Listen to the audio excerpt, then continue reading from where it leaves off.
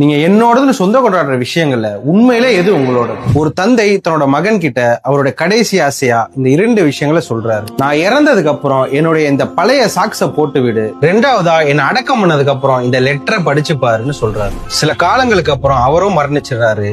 அவர் சொன்ன மாதிரியே அவரோட பையன் அந்த பழைய சாக்ஸ போட்டு விடுறான். அதை பார்த்து அங்க இருந்தவங்க எல்லாம் அதை செய்ய விடாம தடுத்துடுறாங்க. இது என் தந்தையோட கடைசி ஆசைன்னு அவர் எவ்வளவோ சொல்லியும் மையத்துக்கு கஃனை தவிர வேற எதுவும் போடக்கூடாதுன்னு அவர் அதை செய்ய விடல. அவர் தந்தையோட அந்த முதல் ஆசையை செய்ய முடியலன்ற சோகத்திலேயே அந்த லெட்டர் எடுத்து படிக்கிறார். அந்த லெட்டர்ல எழுதி இருந்தது இந்த ஒரே ஒரு விஷயம் தான். பாத்தியாப்பா, என்னால இந்த பழைய சாக்ஸ கூட என் கூட எடுத்துட்டு போக முடியல. இது மூலியமா நம்மளுக்கு என்ன புரிய வருதுன்னா, ஒரு நாள் நம்மளும் மரணிக்க தான் போறோம், நம்மளுக்கும் அதே கஃன் தான் போட்டு விட போறாங்க. இந்த உலகத்துல சம்பாரிச்சதை எதையுமே நம்மளால அந்த கபர்ல எடுத்துட்டு போக முடியாது, ஒரே ஒரு விஷயத்தை தவிர.